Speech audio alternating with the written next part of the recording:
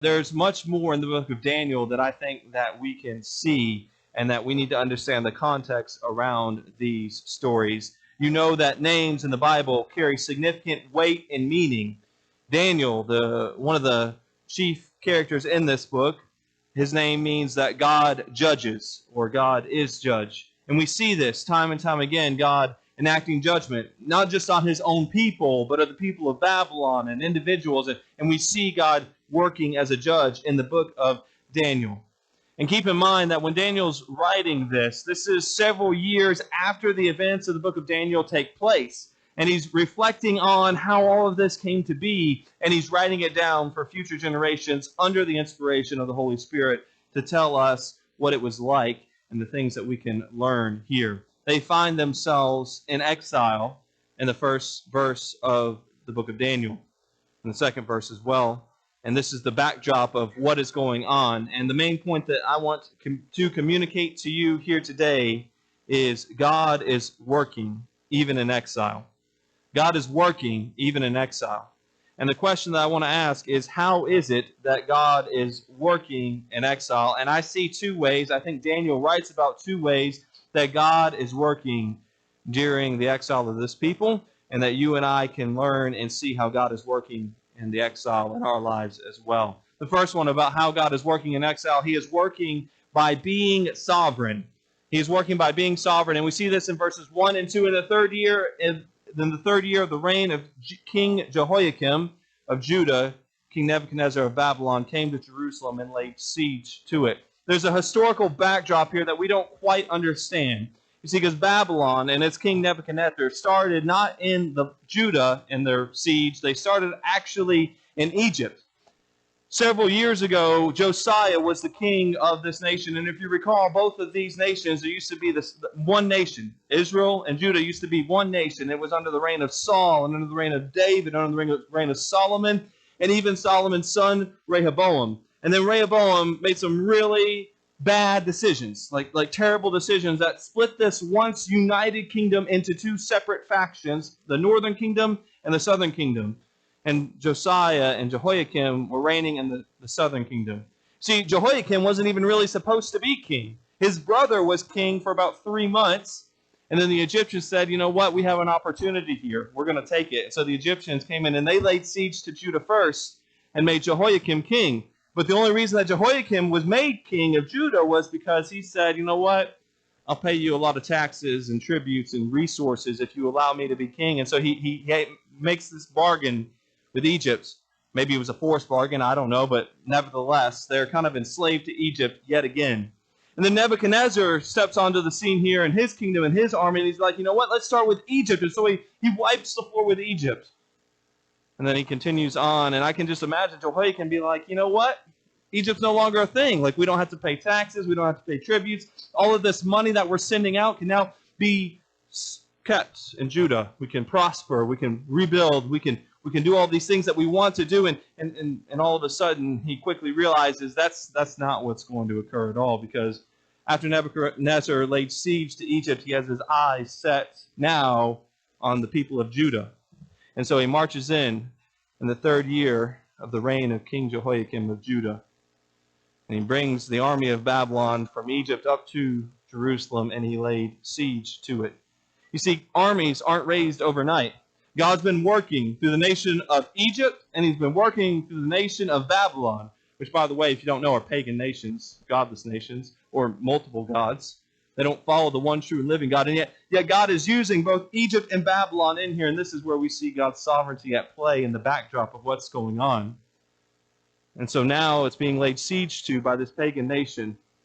But what Daniel is implying here, he makes clear about God being sovereign. Look at verse 2.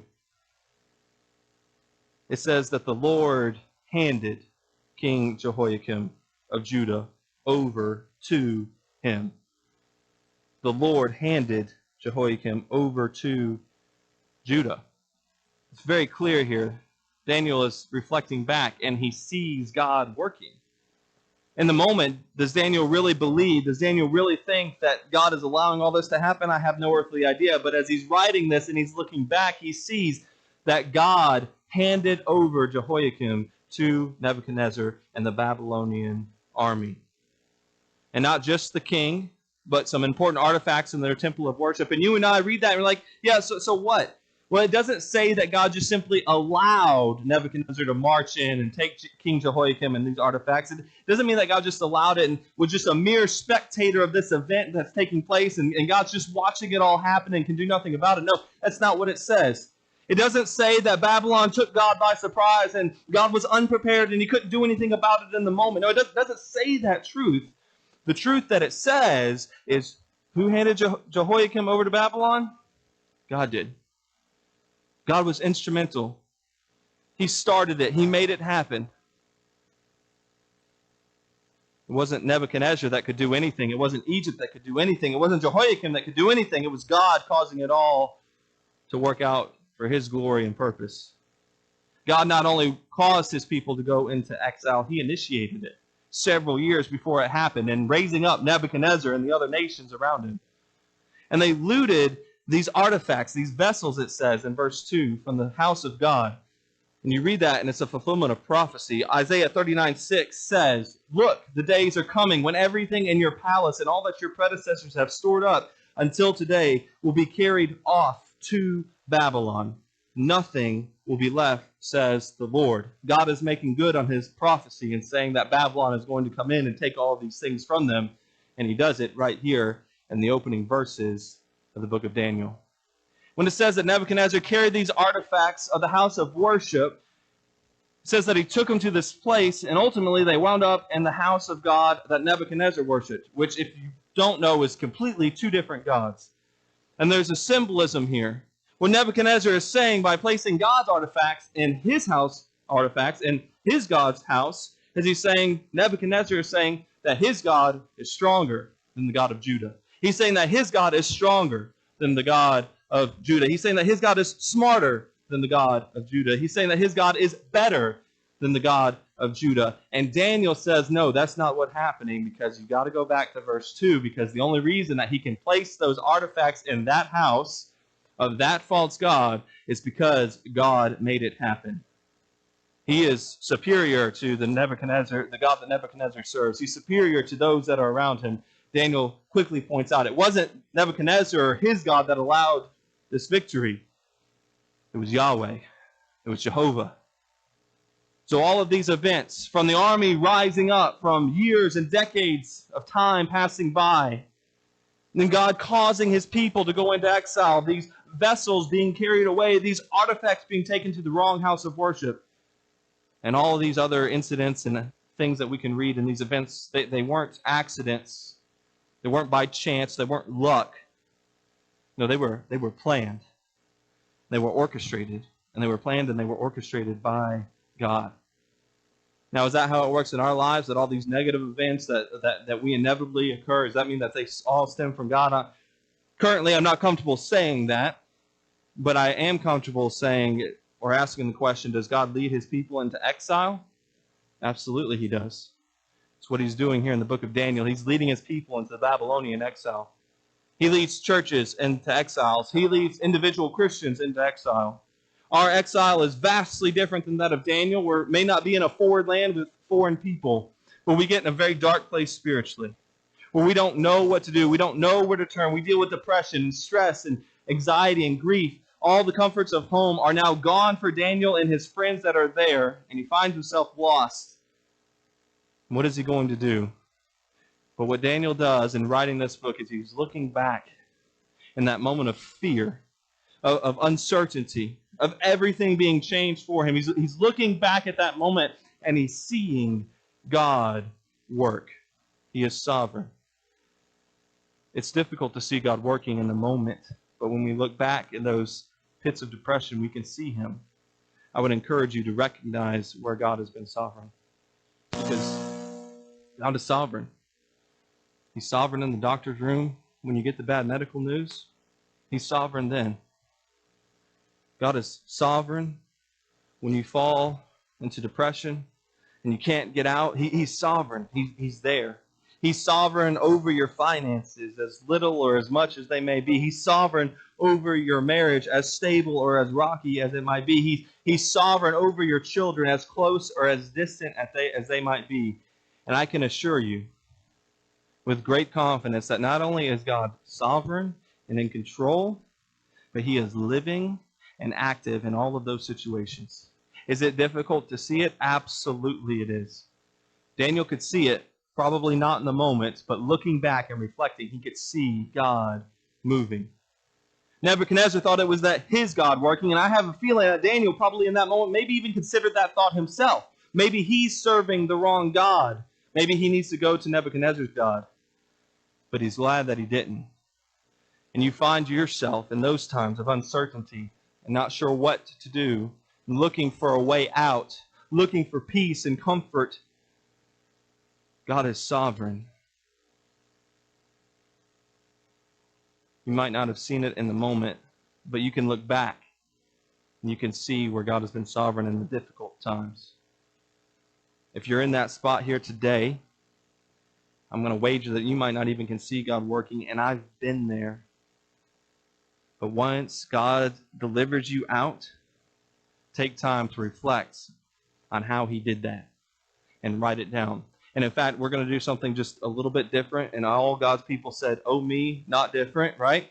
But here's what we're going to do. I'm going to ask Jordan to come up for just a second. This is not the conclusion of the service, so please don't clap. All right? But what we're going to do is I'm going to ask some deacons to come up as well.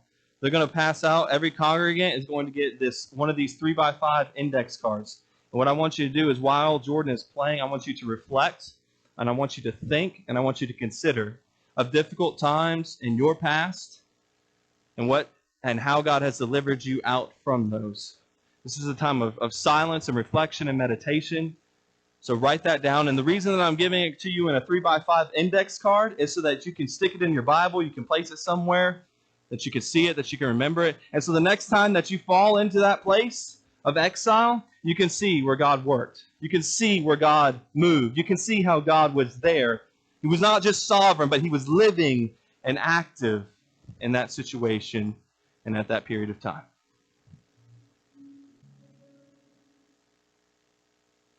If you're still working, please continue to do so.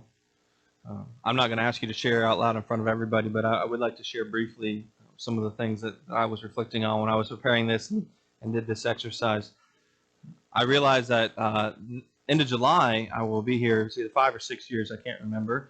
And some of you have been here that long. Some of you have since come then.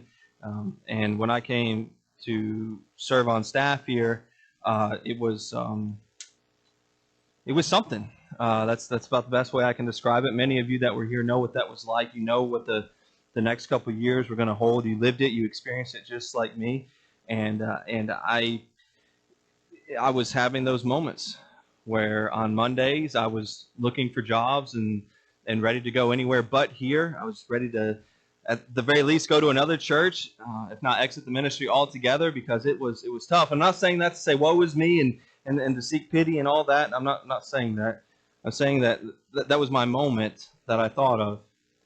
And I look back at that moment now, and those months and weeks that what it was like, and the difficulty and the hardships that ensued from that. And I can see God. I can see God working through individuals that I have grown very close to and have a solid relationship with. I see personally my own spiritual development and growth that's come out of there.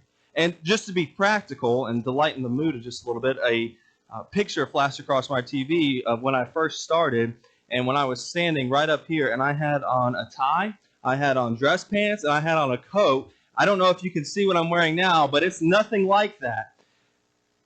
I see the spiritual, and that's a symptom. That's a sign of the spiritual health, because while it might bother some of you, I haven't heard it. And I did hear it at first when I first started doing these sorts of things, and then all of a sudden it just kind of stopped. And so do I think that we're out of exile as a church? No, probably not. But I feel much better about where we are now. And I remember being in the fellowship hall and that turning point where we had to come to a realization of what God is doing or not doing. I remember those moments clearly, and I track them back, and I see God working in marvelous and powerful ways. And so I would encourage you, jot those down throughout your life. Keep track of them and see how God has been sovereign in those difficult times. God is sovereign.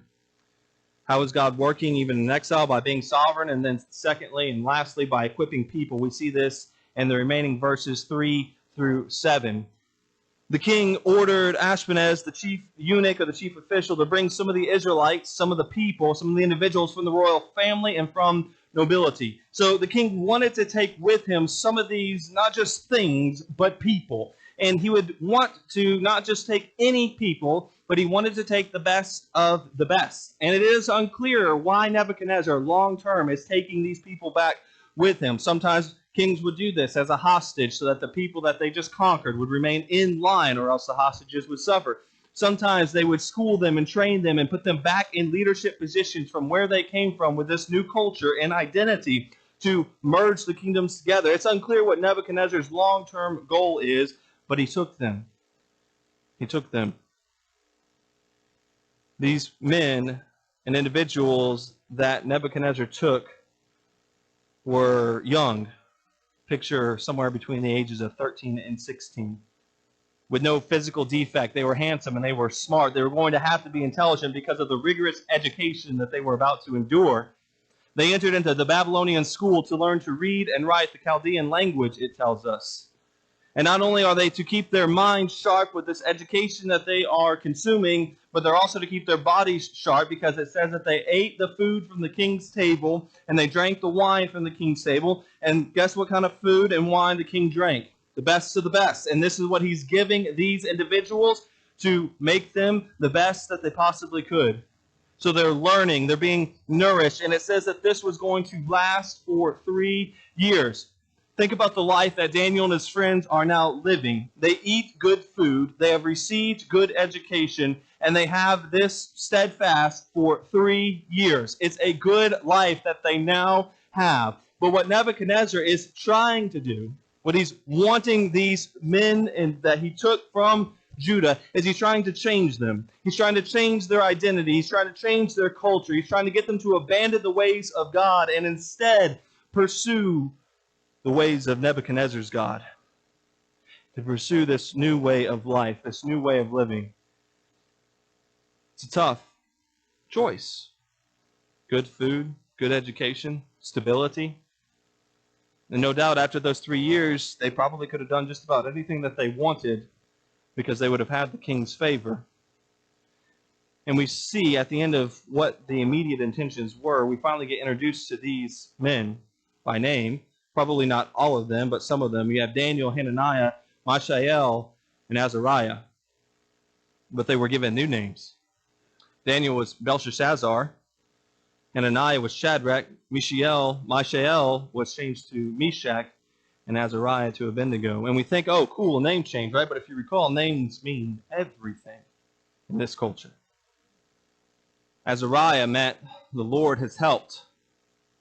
But his new name, Abednego, means servant of Nebo, which was a false god.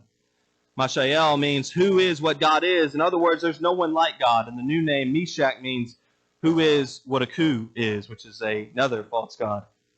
Hananiah means God has been gracious. But the new name, Shadrach, means I will follow Aku. And of course, Daniel means God is judge. God is judging. But his new name, Belshazzar, means Baal, false god, protect him. The name changes are a huge deal, and not just a name change. They're a change in identity in what they know. But what Nebuchadnezzar and the chief official that gave them this new name, what they failed to realize, the key thing here, is that God is not tied to things. They thought, you know what, we'll take the artifacts of worship and we'll put them in our God's house, and that will take care of that. We will move these men and these noble people, these leaders from their land, and we will make them Babylonian. We will take and we will change these these Judah names, these Jewish names, and we will make them Babylonian. They'll abandon their God. But you see, God doesn't need things. God doesn't need to be in a certain place. And God doesn't need people, because He is God. And so God is able to work despite not having the artifacts. He's able to work despite being in a new location. He's able to work despite what the names of these individuals are. You see, throughout history, God has always equipped the right people at the right time to accomplish his mission. People like Moses to deliver individuals out of slavery and God's people to the promised land. People like Joshua to lead them in military conquest to gain that land. People like Deborah to free them from their enemies. Men like David and Solomon and Josiah to lead God's people. Women like Mary Magdalene and Mary, the mother of Jesus, and Priscilla and Aquila to aid in the ministry of individuals. People like Paul to assist the churches in its early stages. God has been and always will continue to work through individuals and equip them when it matters most. It's just a matter of, are we going to recognize it or not? Are we going to allow God to equip us or not? What made Daniel Daniel had nothing to do with Daniel. What made Daniel Daniel had everything to do with the one who equipped Daniel. As a church, we're waiting to experience this blissful season of ministry, this fruitful, successful ministry ahead of us. And we're waiting on a senior pastor to do that. But what if God isn't sending us a senior pastor because he's wanting to equip you? You see, because a church doesn't need a senior pastor to be fruitful. A church doesn't need a senior pastor to do ministry. A church doesn't need a senior pastor to be successful. What it needs are people who are willing to be equipped by God to do the work of the ministry. That's what Paul tells us in Ephesians 4:11. And God will equip the right people at the right time in the right place to fulfill his missions. He could equip us to be parents and grandparents. He could equip us to be on mission together and share the gospel with those that are around us. The issue is not the equipper. The issue is those that are willing to be equipped. So step out on faith. Allow God to use you in whatever situation you find yourself in. Whether you're in exile, coming out of exile, or about to go in exile again. Step out on faith and allow God to work through you. This is a group of teenagers, Daniel and his friends. But not just a group of teenagers. They're a group of teenagers that are equipped by God to fulfill God's mission. Daniel and his friends were willing to use by God in a foreign land with foreign customs, with ideologies they had no idea what they were getting into, with people that they had no idea who they were, dealing with gods they had no idea what they were saying. And you and I, we're not even willing to be used by God in the community that we know most of us grew up in. We're not willing to be equipped by God to reach our neighbor across the street. We're not willing to be used by God. What if we could prevent the exile altogether if we were willing to be used by God in the first place? So I'm going to invite Addie to come up. And in just a moment, we're going to enter into a time of invitation. Now, I want you in this time of invitation to think, to consider, and to pray what it is that God is leading you to do. And let me tell you what God is not leading you to do. God is not saying, do nothing. I can assure you, God is not saying, do nothing. God is leading you to do something. It might be something new and uncomfortable, but if God is leading you to do it, he will equip you to achieve it. Perhaps he's leading you to start a relationship here with him today. And if that's you during this invitation, I'd love to have that conversation with you.